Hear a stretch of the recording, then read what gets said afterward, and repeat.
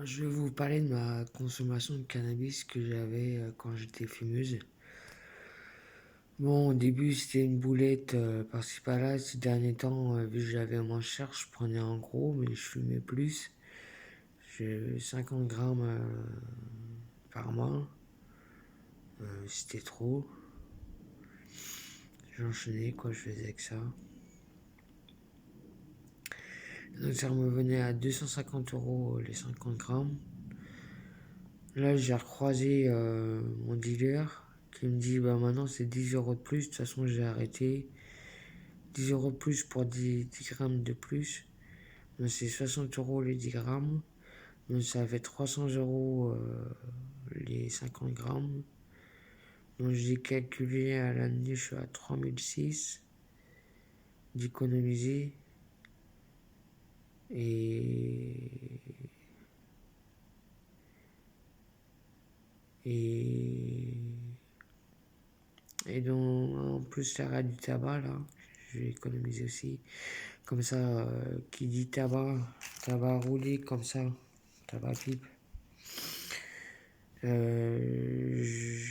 J'aurais moins l'envie ou l'idée qui passe par la tête de me rouler un stick ou un joint de cannabis. Donc au moins j'aurais moins d'envie. Si j'ai pas de tabac, bah je peux pas fumer de cannabis. Parce que ces derniers temps, je prenais un 10 balles le week-end. Mais je vais arrêter. Je vais arrêter. Même si c'est que 40 euros par mois si je mets 10 balles dans le week-end, juste pour le week-end, une boulette.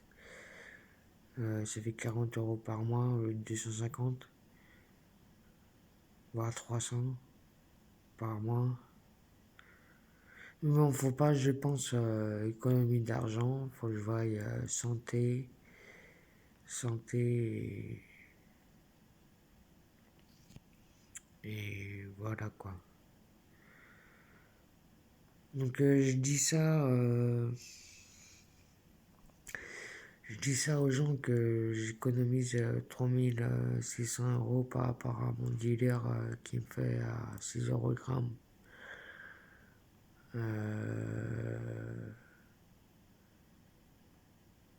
C'est énorme quand même, 3600 euros. Mais c'est pour ça d'ailleurs que j'ai arrêté. Depuis j'ai arrêté, j'arrive mieux à vivre. C'était un bouffe-pognon le cannabis, même le tabac, c'est un bouffe-pognon. C'est un bouffe-pognon. Ce qui est important dans la vie, c'est quoi? L'alimentation, se chauffer, se loger. Enfin, se chauffer aussi. Bon, moi, je m'en passe. Je m'en passe, mais se loger, avoir de l'eau. Donc là, se nourrir, les vêtements.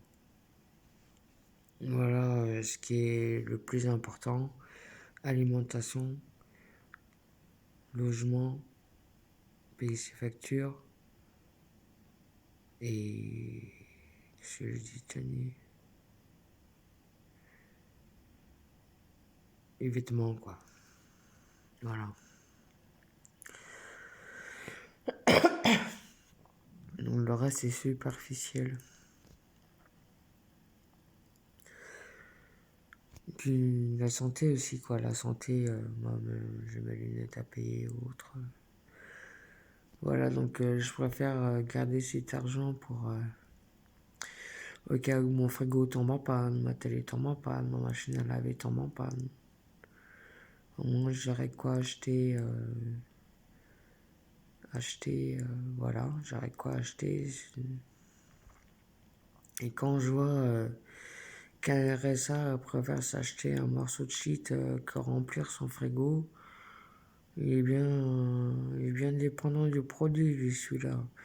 Il montre que il monte sa boulette de shit. Après, il montre que son frigo est vide et il me dit qu'il a plus de sous. Il a préféré mettre ses derniers sous dans le shit, apparemment, dans le shit. Moi, je lui ai resté son morceau de 10 balles. Il a même pas voulu. Il fait, ouais, non, c'est mon carburant. C'est mon carburant. C'est mon carburant, j'en ai besoin. Qu'il fait. Laisse tomber. Son carburant, il en a besoin. Ton carburant, je te signale, c'est l'alimentation, ça, moi, ça va te donner de l'énergie. Que ton shit, ça te tue. Réfléchis un peu, toi qui aurais ça. Après, qui me dit qu'il n'y a pas de thunes, mais tu mets bien tes thunes dans le shit. Tu mets bien ta thune dans le shit et après, tu montes ton frigo vide. Tu crois que je vais remplir ton frigo en plus de ça?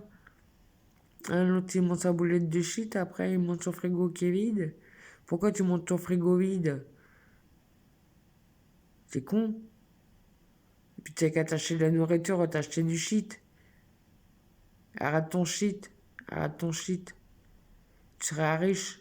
T'auras pas besoin d'aide alimentaire ou autre si t'arrêtes ton shit.